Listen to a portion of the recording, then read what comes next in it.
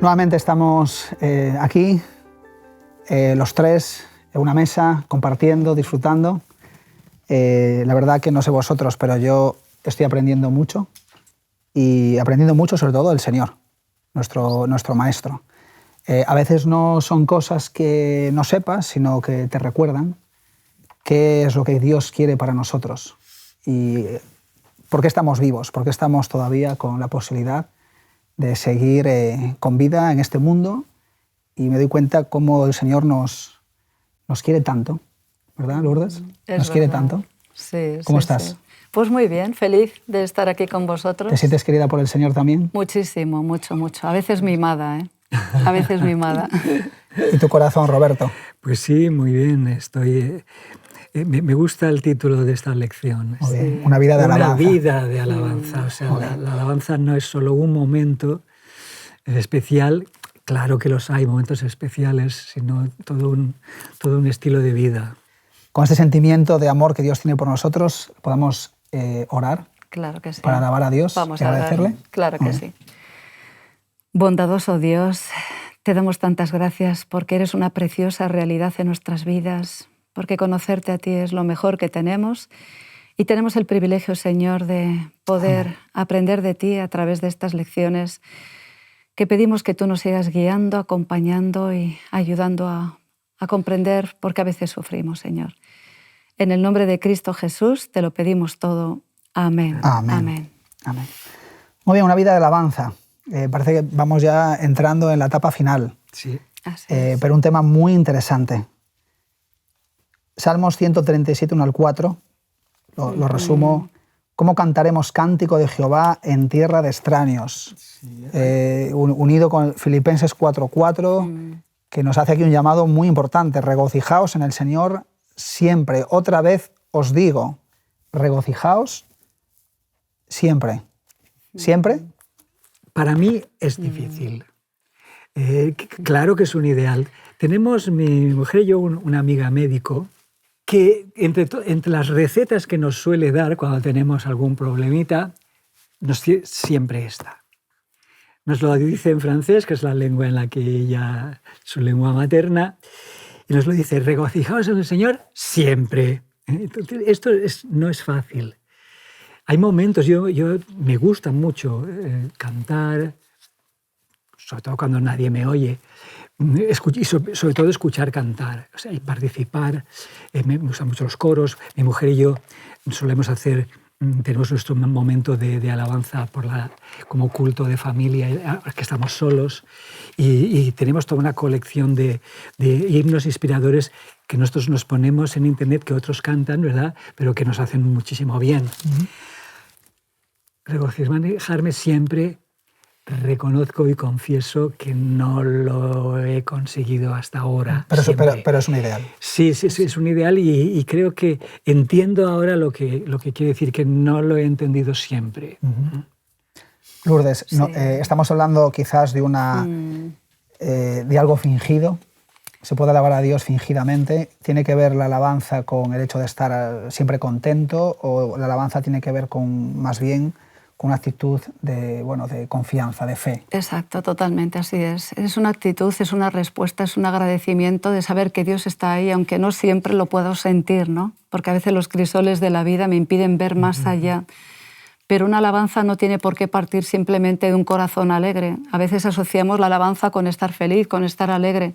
Simplemente saber que Dios está ahí, aunque a veces uno no tenga las fuerzas y el ánimo, ¿no?, para expresarlo, pero tener esa convicción de su presencia en mi vida, ¿no? Entonces la alabanza, sobre todo cuando comprendemos quién hace esta declaración, quién la dice, en qué circunstancias. Él era un ser humano como nosotros, él era un pecador como nosotros, él tenía unos antecedentes como los podemos tener nosotros. Sin embargo, había llegado a construir una relación tan profunda con Dios que, a pesar de estar en la cárcel, Pablo, sin embargo, es capaz de transmitir este mensaje, ¿no?, que podemos tener gozo, y ese gozo se expresa a través de la alabanza. Y yo creo que David lo expresa muy bien en los salmos. Hay varios salmos que así lo muestran, ¿no? O sea, una forma de reconocer que tú hasta aquí me has sostenido, me has apoyado, me has ayudado, y ahora que estoy en el crisol de mi vida, yo sé que lo seguirás haciendo, ¿no? Es decir, cómo eleva el corazón la alabanza, porque me ayuda a recordar las maravillas de Dios en el pasado, en el presente, y eso me hace no temer en el futuro, porque hasta aquí el Señor me ha sostenido, ¿no? Por eso es yo puedo decir tan importante. El testimonio de personas en mi alrededor que están sufriendo mucho, que aman al Señor con todo su corazón, y veo cómo alaban al Señor. Es decir, una actitud de me pasa esto, pero puedo elegir dos cosas. Y cómo alabar al Señor, pues les llevan las cosas de otra manera. Es importante que sepamos que el gozo del que habla la Biblia no es la alegría ni la felicidad. Claro. La felicidad es un ideal que alcanzaremos la eternidad, no aquí.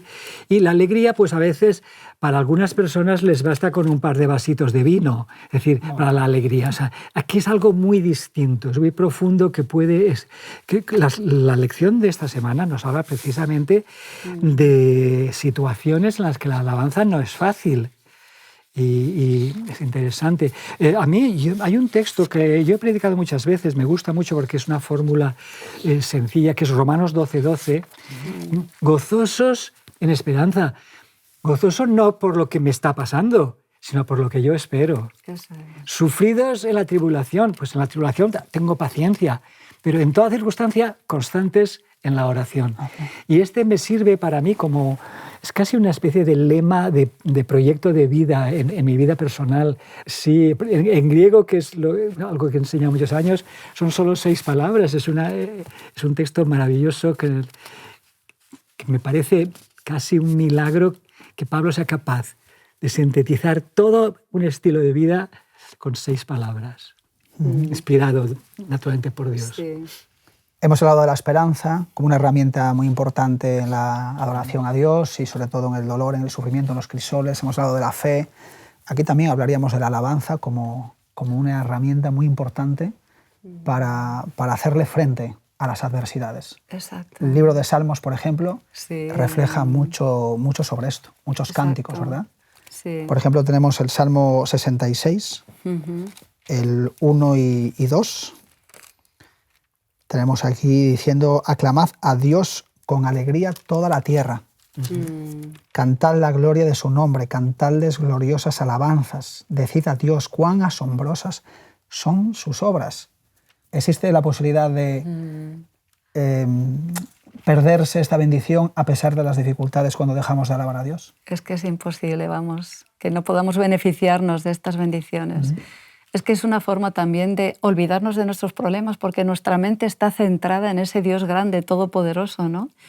O sea, ¿qué es mi problema comparado con este Dios sublime, el Creador, el Señor de este mundo?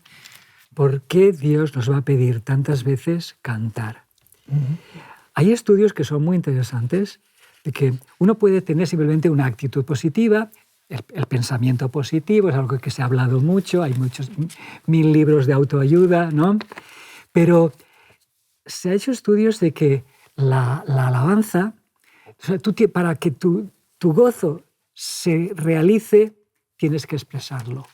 Y Dios te pedirá cantar. Sí, cantar. Sí. Y creo que es muy interesante. En mi comentario sobre Colosenses hay algo que me resulta muy interesante en Colosenses 3, que Pablo nos dice incluso en qué tipos de cantos tenemos que usar. En las controversias que hay hoy sobre la liturgia y sobre la alabanza y el worship y todo esto, muy interesante porque esto está en Colosenses 3, 16. Después de decir ser agradecidos, el versículo 15, la palabra de Dios habite ricamente en vosotros, enseñándoos y amonestándoos unos a otros con sabiduría, cantando con gracia en vuestros corazones al Señor 3 tipos de cantos: salmos, himnos y cánticos espirituales. Hoy, resumiendo esto muchísimo, hay que cantar. Estamos en la iglesia primitiva con los salmos, que son los textos de la Biblia. El himnario del antiguo Israel era el himnario de Jesús, lo conservamos. Himnos, un himno realmente es alguna composición para ser cantada en grupo, alabando a alguien. O sea, los cristianos ya empezaban a tener himnos. Sí, sí, sí. Y después, pues puede que el Espíritu te inspire y hay cantos espirituales. Y esto es interesante porque en el libro de los Salmos, una de las frases más repetidas es «Cantad a Jehová, canción nueva». Es decir, ojo con los que creen que solo la música del siglo de los reformadores era válida. Dios puede inspirar hoy, que hoy hay muchísima música mala, claro que lo sabemos, pero que Dios puede inspirar igual que lo hizo en otros siglos. Y necesitamos quizá, según este pasaje de Pablo, estar abiertos a poder alabar en diferentes estilos. Eso es. El libro de Filipenses 4, en el cual está el contexto de regocijaos siempre, nos está hablando sobre todo de cómo adquirir la paz de Dios. Y en medio de, ¿verdad?, del dolor y del sufrimiento, sobre todo lo que uno necesita es paz, porque lo que tiene el sufrimiento lo que te causa es inquietud, angustia, ¿verdad? Soledad, te aparta. Y en este contexto de la paz nos dice que la alabanza, la alegría de corazón, de agradecimiento, unido a reconocer que Dios está ahí y a pedirle a Dios ayuda, parece ser que estos tres elementos pues, provocan como consecuencia, versículo 7 del capítulo 4 de Filipenses, y la paz de Dios que supera todo entendimiento humano, guardará vuestro corazón y vuestros pensamientos en Cristo Jesús. Es decir, la alabanza produce también consuelo, produce paz, porque la alabanza finalmente es la fe en acción, podemos decir. Yo quisiera ilustrarlo con una experiencia que viví hace unos cuantos años, para que veamos la eficacia de la alabanza en los crisoles, en las pruebas o en los problemas. Yo estaba trabajando y estudiando, estaba haciendo dietética y nutrición en la Facultad de Huesca, y claro, como trabajaba y tenía 2 niñas pequeñas, pues no tenía mucho tiempo, entonces repartía las asignaturas por convocatorias y dejé para septiembre las más duras, las más difíciles. Y recuerdo que mis vacaciones consistieron en madrugar muchísimo para estudiar y luego estar con la familia. Y cuando me iba a presentar a un examen fisiología, que era un tocho tremendo, me vinieron unos pensamientos, me asaltaron unos pensamientos derrotistas de decir, has sacrificado las vacaciones de tu familia y vas a suspender. Ese pensamiento llevaba yo. Y de repente me viene a la mente el himno Señor mi Dios, que es uno de mis favoritos. Bueno, fui cantando hasta el final, hasta la facultad, con un ánimo, o sea, cómo se cambió mi sentimiento, mi pensamiento. Bueno, fue maravilloso. Y recuerdo que fue muy difícil. De hecho, había 2 profesores y me pregunta el profesor, ¿cómo te ha ido? Bueno, yo lo hago como pude. Y al día siguiente, cuando me encuentro de nuevo al profesor, le digo, oye, ¿cómo me ha ido? Dice, ¿se te ha parecido la Virgen? Me dice. Digo, la Virgen no, pero Dios sí. Dios sí. Qué bonito saber que la alabanza cambia nuestros sentimientos, que cuando estamos tristes, preocupados, desanimados, nos ayuda a olvidarnos de eso, ¿no? Y recordar que hay un Dios en los cielos, que Él va a llegar donde nosotros no llegamos. Por eso es una herramienta muy útil y que vale la pena que lo utilicemos. Así es. Hay que verbalizar las cosas, o sea, decirlas, y además decirlas bien dichas, cuando cantamos sobre cantos que han compuesto gente más inspirada. Nos graba estas ideas en la mente como ninguna otra cosa. Hasta el punto que los expertos, cuando hacemos talleres de escritura, de escritura creativa, etc., no dominamos las ideas que no somos capaces de verbalizar. Solo las ideas que podemos expresar, esas las domino. Entonces, mi manera de verbalizarlas también es mi manera de asimilarlas. Entonces, cuando lo hacemos a través de la alabanza y cantos, nos estamos haciendo un enorme bien. Cuando practicamos alabanza, cuando miramos a nuestro alrededor, podemos ver la grandeza de Dios. O sea que tenemos motivos para ver todavía en este mundo muchos aspectos que nos deberían de llevar a alabar a Dios. ¿Sí? Claro que sí. Practicamos alabanza, recordar lo que hemos visto, es decir, los testimonios, las personas, ¿no? Las experiencias que estamos contando aquí, cómo nos enriquecemos y vemos cómo Dios ha intervenido e interviene todavía, no solamente en la historia desconocida para nosotros que hemos vivido, pero sí en la gente que tenemos a nuestro alrededor. y practicamos la alabanza sobre todo cuando hablamos de ella. Finalmente la Iglesia se une para alabar a Dios, debería de unirse para alabar a Dios. Sí. Y sin ninguna duda la alabanza pues, está ahí. Jesús utilizó mucho la alabanza en momentos de dificultad. Alababa mucho a Dios y eso le protegía. Elena White dice que le gustaba cantar. Cantar. Sí. Por eso, si la alabanza está hecha para unirnos, qué lástima que a veces nos sirva para dividirnos en algunas cosas. O sea, tengamos paciencia, escuchémonos unos a otros todos, ¿eh? No estoy hablando solo en una dirección, ni muchísimo menos. Me encanta un pasaje del Antiguo Testamento que es cuando una batalla se gana con el coro. Cuando el coro de iglesia consigue mucho más que otras cosas. Así es. Qué interesante. Ahí tenemos la experiencia de Josué, capítulo 5 en adelante, ese momento de las murallas de Jericó. Y también eso es, Josafat. Segunda de Crónicas, Josafat, cuando el Señor empieza a alabar y Dios pues, interviene, lo que decíamos, ¿no? Dios interviene, pone toda su maquinaria, de alguna forma le estamos dando permiso para que Él actúe también en nuestras dificultades.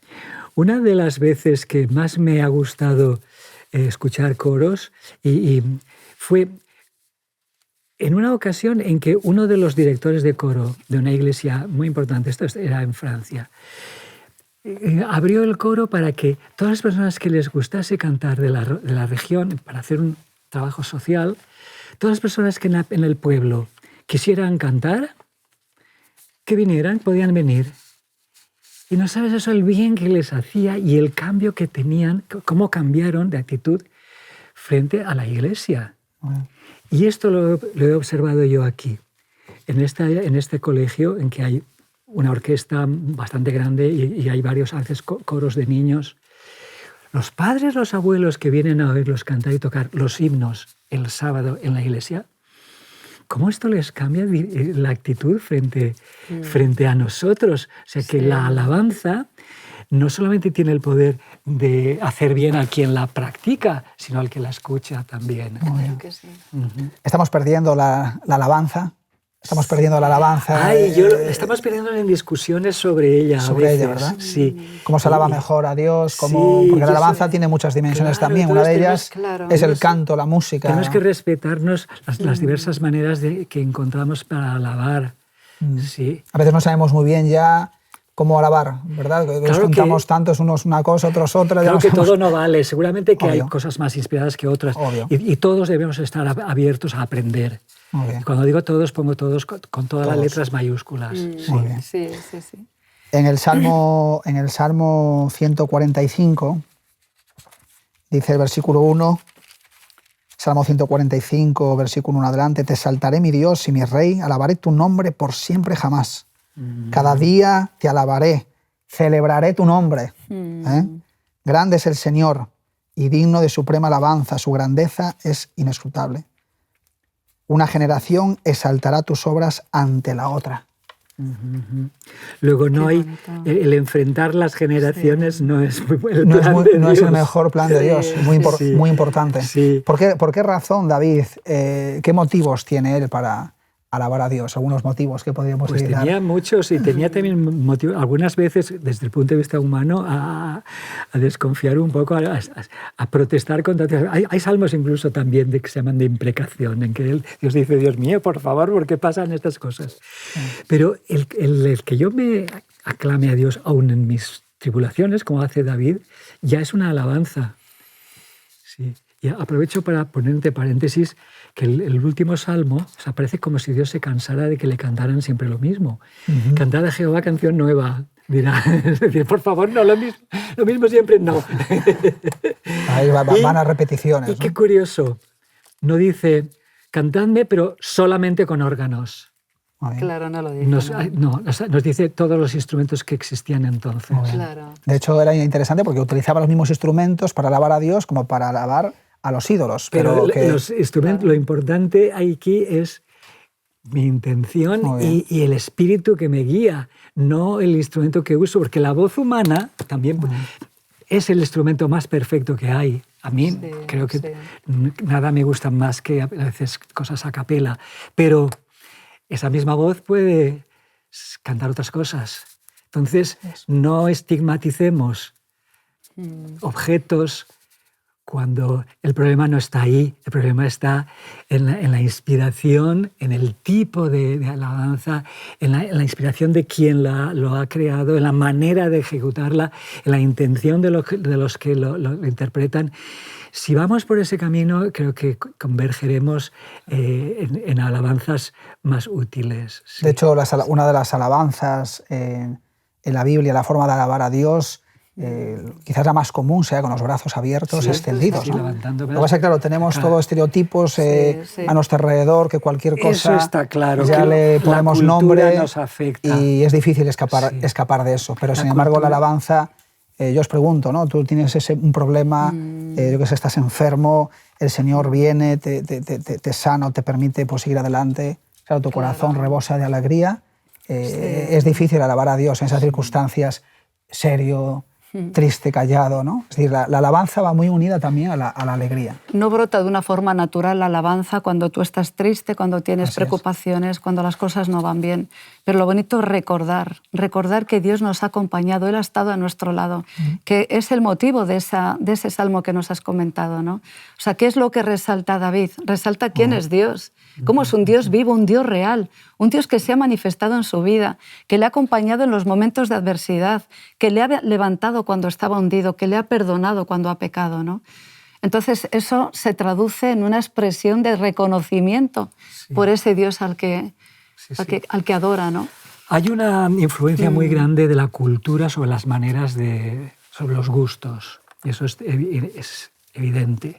Y ahí algunos de los problemas que hay sobre la alabanza hoy en nuestros medios está en eso, en que vivimos un mundo multicultural en el que no todo el mundo la música la entiende igual.